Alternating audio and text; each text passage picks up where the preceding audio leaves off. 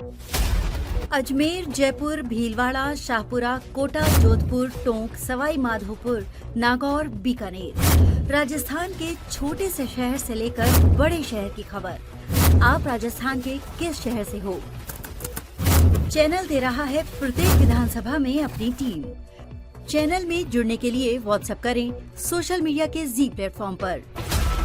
आप देख रहे हो मेट्रो न्यूज राजस्थान। वीडियो को लाइक, सब्सक्राइब, शेयर करें। जन की आवाज, जनता में विश्वास। खबर से खबर तक। नमस्कार, मैं हूं आपके साथ अंजना और आप देख रहे हैं मेट्रो न्यूज राजस्थान। आइए बढ़ते हैं आज की बड़ी खबर की ओर। मैं उनकी विधवा हूं और आपने तलाक लिया था।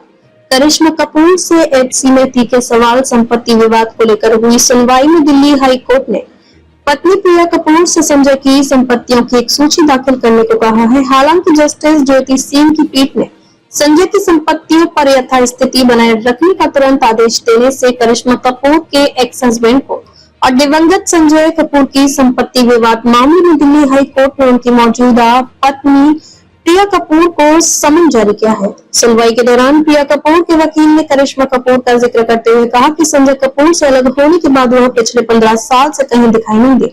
वहीं दिल्ली हाई कोर्ट ने संजय कपूर की पत्नी से संपत्तियों की एक लिस्ट दाखिल करने को कहा है। अब इस मामले की अगली सुनवाई 9 अक्टूबर को होगी। बता दें कि बॉलीवुड अभिनेत्री करिश्मा कपूर के बच्चों ने पिता संजय कपूर की संपत्ति में हिस्सा मांगने के लिए दिल्ली हाई कोर्ट का दरवाजा खटखटाया है। दिल्ली हाई कोर्ट में बच्चों की ओर से पेश हुए वरिष्ठ अधिवक्ता महेश जेठमलानी ने कहा, मुकदमा अब दर्ज किया जाएगा। उन्हें संजय कपूर की व्यक्तिगत संपत्तियों के बारे में कुछ और जानकारी जुटानी होगी। मामले की अगली सुनवाई अब 9 अक्टूबर को तय की गई है। अदालत ने प्रिया कपूर से ये भी पूछा है कि वह करिश्मा के बच्चों को वसीयत की प्रति देने में आनाकानी क्यों कर रही थी। जज ने टिप्पणी करते हुए कहा, मुझे समझ नहीं आता कि आपको बच्चों को वसीयत की कॉपी क्यों नहीं देनी चाहिए। बेशक यह एक नॉन डिस्क्लोजर एग्रीमेंट हो सकता है। हम एक गोपनीयता क्लब भी बना सकते हैं। हम इंटेलेक्चुअल प्रॉपर्टी के मामलों में ऐसा नियमित रूप से करते हैं। संपत्ति विवाद को लेकर हुई सुनवाई में दिल्ली हाई कोर्ट ने पत्नी प्रिया कपूर को संजय की संपत्तियों की एक सूची दाखिल करने को कहा है। हालांकि जस्टिस ज्योति सिंह की पीठ ने संजय की संपत्तियों पर यथास्थिति बनाए रखने का तुरंत आदेश देने से इनकार कर दिया।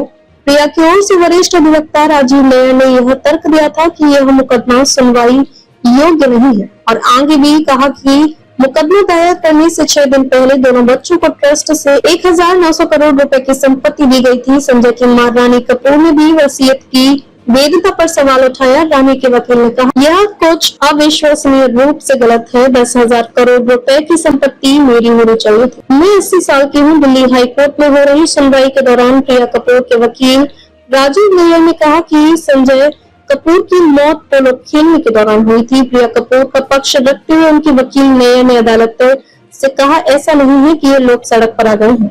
मैं एक विधवा हूँ जिसका 6 साल का बच्चा है। 15 साल तक ये लोग कहीं दिखाई नहीं दिए। अदालत ने निर्देश दिए कि 2 सप्ताह के भीतर लिखित बयान दाखिल किया जाए, जिसके बाद 1 सप्ताह के भीतर उसका जवाब दिया जाए। इस मुकदमे में समन जारी किए गए और अंतरिम राहत की याचिका पर भी नोटिस दिया गया है। अदालत ने प्रिया सचदेव कपूर को उनकी सभी चल और अचल संपत्तियों की पूरी सूची जमा करने का भी निर्देश दिया।